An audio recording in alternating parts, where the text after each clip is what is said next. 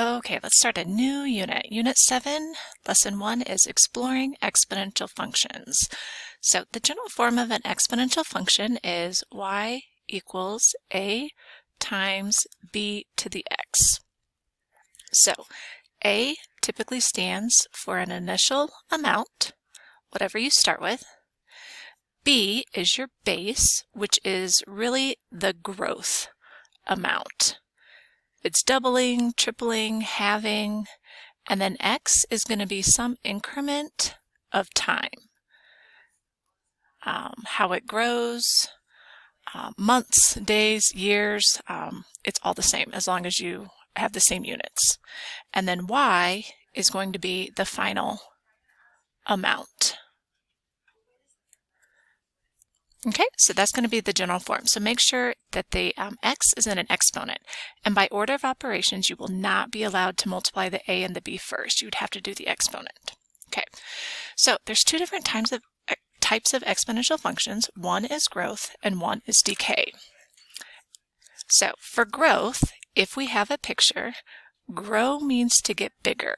So the shape of an exponential growth curve, it actually grows really fast, really quickly. So it's called an exponential curve. It doesn't have a special name. But what you'll notice is there's always this, it's called an invisible imaginary line, which is an asymptote.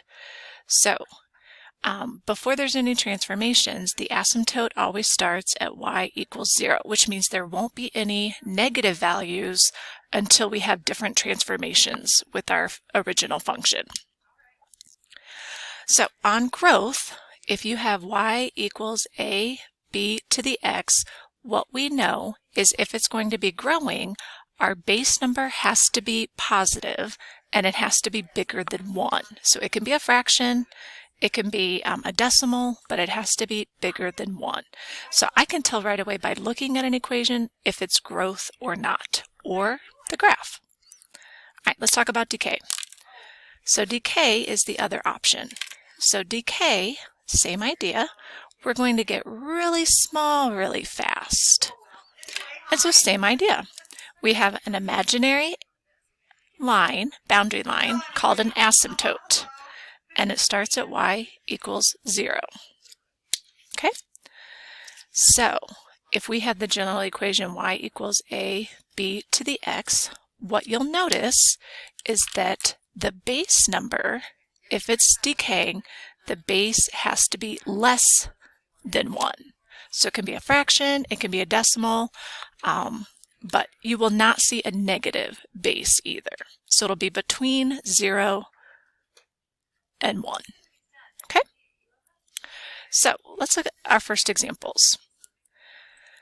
On example number 1, they give us, it's in the form, remember, f of x is equal to y, a, b to the x.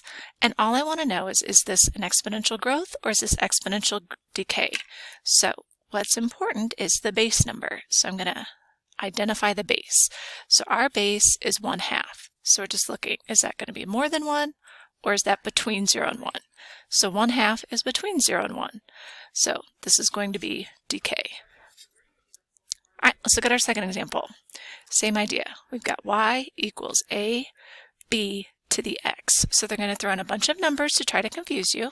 So pay attention to what's important. Our base number is 3. So we look at which one that fits in. That base is bigger than 1, so I know this is an example of growth. Don't be distracted by the 1/2. My next equation is a graph.